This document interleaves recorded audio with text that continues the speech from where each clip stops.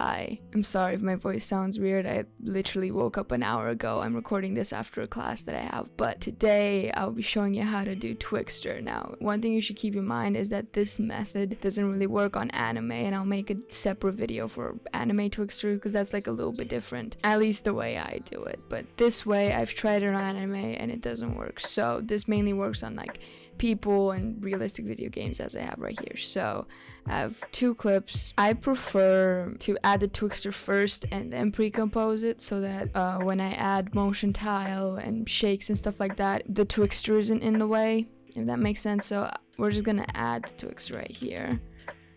Twixtor Pro I recommend. Let's add it on both. Okay, so you can literally not change a single setting and this will look just fine, like if you just mess with the speed. So that's what I'm going to do on this first clip. So what I like to do is go a frame before. Some people just start off 100 and then the next frame they put 200, but I prefer to go a frame before the clip starts, put 100 and then 200, and I just like to eyeball it. It's always before the middle of the clip, but like somewhere like in this area, and I usually put 25, but if the clip is very fast I prefer to go with 20. But like a good guideline is anything between 20 and 30 works really well. So this would basically be it. That's how mine looks, with like no settings changed. And in some really nice velocity edits it'll like speed up. So to bring up the keyframe you just press U, which will bring up every keyframe that you have. So if you had like a scale on it, it'll bring up the scale as well. Put another one towards the end, like around like the same. Basically you just mirror this, if that makes sense. And then on the last one you put 200 and that should speed it up.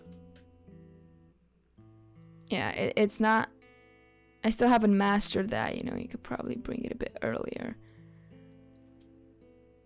Honestly, you just need to play around with it. This is with no settings, which usually works. I use this on all of my The Last of Us edits. It's really not a bad way to do things. Now on this one, where there's like a lot of particles and stuff, I do the exact same thing. So frame before, I put 100 and then 200, and then somewhere before the middle, I put 25. This is a clip that I'd usually put 20 on, but just for the sake of the tutorial, let's do 25.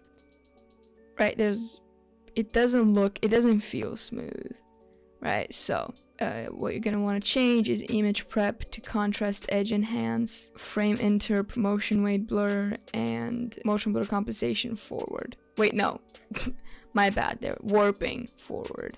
It's just a little smoother. It's just a little smoother for when you have a lot of particles or there's loads of moving around.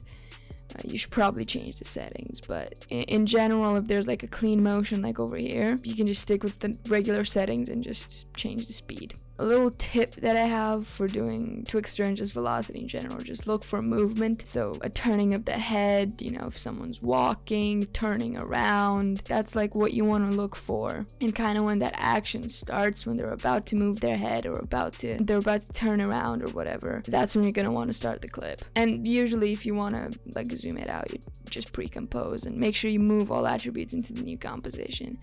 And another reason why you want to do this is because you can't, if you don't pre-compose it and you have Twixtor on it, you can't crop it, right? So see, it does absolutely nothing. So that's why you want to pre-compose, and then you can crop it however you want. Like you can do like a split slide or whatever you want, you know. That'll be all for today's video. I'm gonna make a separate one for anime since that one's a bit different. But I'll see you guys in the next video.